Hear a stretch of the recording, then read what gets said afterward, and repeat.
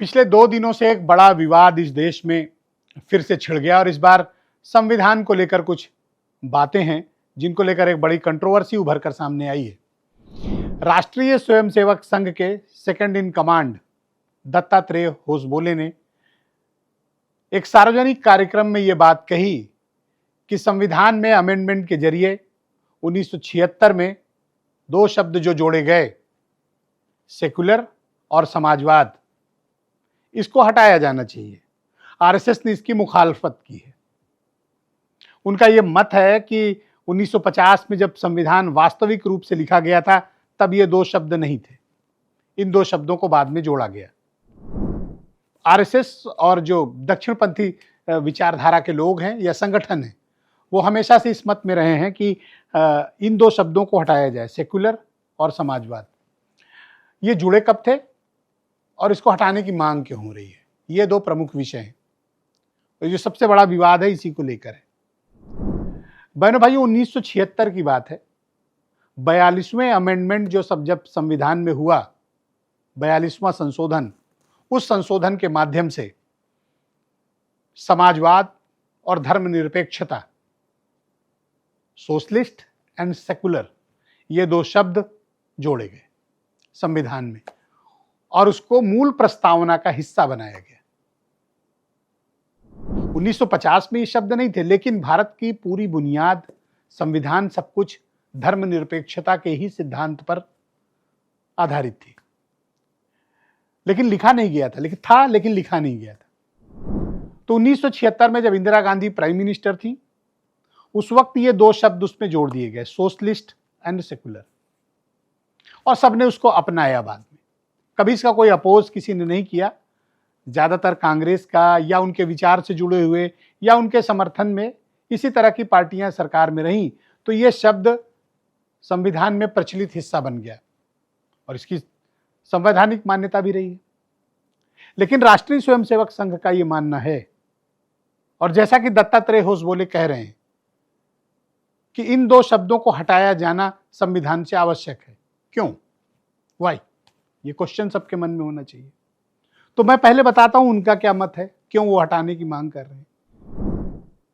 उनका ये मत है कि इससे कुछ पर्टिकुलर धर्म को, खास तौर पर बिना नाम लिए वो जो कहना चाहते हैं, अपीजमेंट ऑफ मुस्लिम्स, यानी मुस्लिमों का तुष्टीकरण के लिए धर्मनिरपेक्षता का सब शब्द जोड़ा गया है। इसकी कोई आवश्यकता नहीं है, क्योंकि जो भारत का संविधान है वो पहले से धर्मनिरपेक्षता की को फॉलो करता है।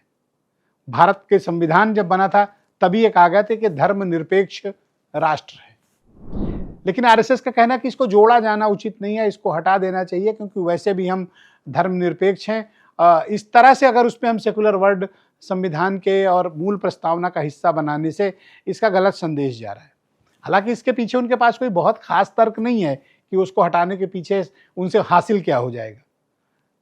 लेकिन चूंकि आरएसएस एक हिंदू राष्ट्र की परिकल्पना करता है, आरएसएस के जो कोर में है वो एक अखंड भारत और एक परम वैभवशाली हिंदू राष्ट्र की कल्पना करता है।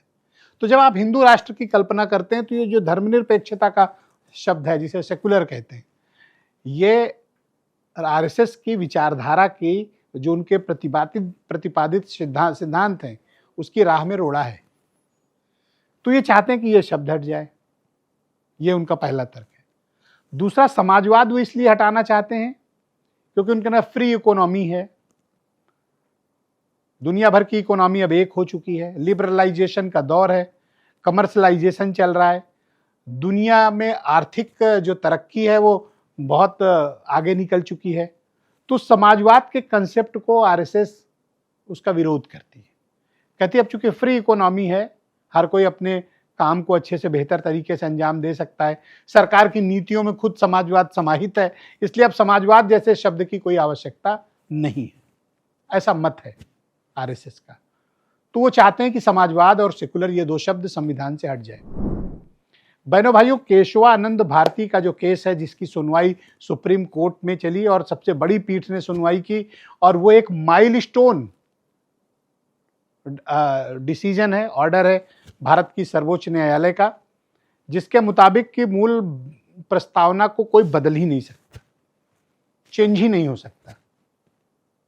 कितना भी किसी के पास बहुमत हो, वो इनको नहीं बदल सकता। जो हमारे संविधान का मूल चरित्र है, मूल प्रस्तावना है, उसको कोई बदल नहीं सकता। और केशवानंद भारती का केस सुप्रीम कोर्ट का इस बात के लिए एम्पावर्ड भी करता है। तो फिर विरोध क्यों हो रहा है? दरअसल आरएसएस चाहती है कि इस पर एक कंसेंसस बने, एक सहमति बने, फिर सहमति के आधार पर रास्ता निकाला जाए और रास्ता निकालकर सेकुलर और सोशलिस्ट को बाहर कर दिया जाए। यानी आरएसएस का यह मत है कि संविधान को में परिवर्तन किया जाए, अमेंडमेंट करके इसको भी बाहर किया जाए। दरअसल यही वो मुद्दा है जिसको अपोजिशन ने लपक लिया है, क्योंकि 2024 का पूरा चुनाव संविधान बदलने के नाम पर हुआ था और विपक्ष को बड़ा मुनाफा, बड़ा फायदा हुआ था। अब आरएसएस का ये स्टेटमेंट भारतीय जनता पार्टी के लिए परेशानी की वजह बनेगा, क्योंकि अपोजिशन ने उसको कल से ही घेरना शुरू कर दिया है, सवाल उठाने शुरू कर दिए। और ये आशंका जो व्यक्त की जा रही थी, वो आशंका फिर से विपक्ष ने को एक मौका मिल गया, क्योंकि आरएसएस जब कोई बात कहता है तो ये मात्र संगठन है आरएसएस भारतीय जनता पार्टी का, तो वो कहते हैं तो मतलब ये जोड़ ही लिया जाता है कि वो भी ऐसा चाहते हैं। हालांकि बीजेपी ने खुलकर कभी इस तरह की बातें नहीं लिख कर नहीं कही हैं, बट उनके नेता गाहे बगाहे ऐसा कहते रहे हैं कि समाजवाद और सेकुलर शब्द हटाया जाए, जो 1976 में इंदिरा गांधी ने ऐड किया था। तो क्या ये हट गया तो इससे फायदा किसको होगा? और क्या वाकई में ये हिंदू राष्ट्र बनाने के लिए उठाया गया एक बड़ा कदम होगा? बहुत से लोग कहते हैं धारा 370 नहीं हटेगी, कश्मीर को जो special status Jammu and Kashmir को मिला वो नहीं हटेगा, लेकिन बीजेपी ने बदल कर दिखा दिया, लोगों ने उसे स्वीकार भी कर लिया। तो ये सहमति बनाने की दिशा में उठाया गया एक बयान है। और बहनों भाइयों, एक बात बहुत गंभीरता से समझने की आवश्यकता है। आरएसएस के टॉप लीडर्स कभी कोई बात यूं ही नहीं कहते। बड़ा उनके भीतर का जो आंतरिक सेटअप है, वो एक सिद्धांत के आधार पर चलने वाला संगठन है। और वो संगठन ऐसा है कि 100 साल कोई संगठन चले और ताकतवर बना होकर रहकर चले, निरंतरता के साथ चले, तो उस संगठन में कोई तो बात होती है। तो आरएसएस की ताकत उसके विचारधारा और सिद्धांत है, जिनके दम पर आरएसएस चल रहा है। वहाँ व्यक्ति आते जाते रहते हैं, लीडर्स बदलते रहते हैं, लेकिन जो मूल सिद्धांत है हिंदू धर्म, हिंदू संस्कृति की रक्षा करने का, हिंदू राष्ट्र की कल्पना का, आरएसएस ने उसे कभी छोड़ा नहीं। यही कारण है कि वो जीवित भी हैं और संगठन मजबूत भी है। तो अब दत्तात्रेय होसबोले ने ये बात कही है कि जो संविधान संशोधन के जरिए मूल प्रस्तावना में समाजवाद और संविधान में के भीतर ये धर्मनिरपेक्षता जोड़ी गई, इसे हटाया जाए।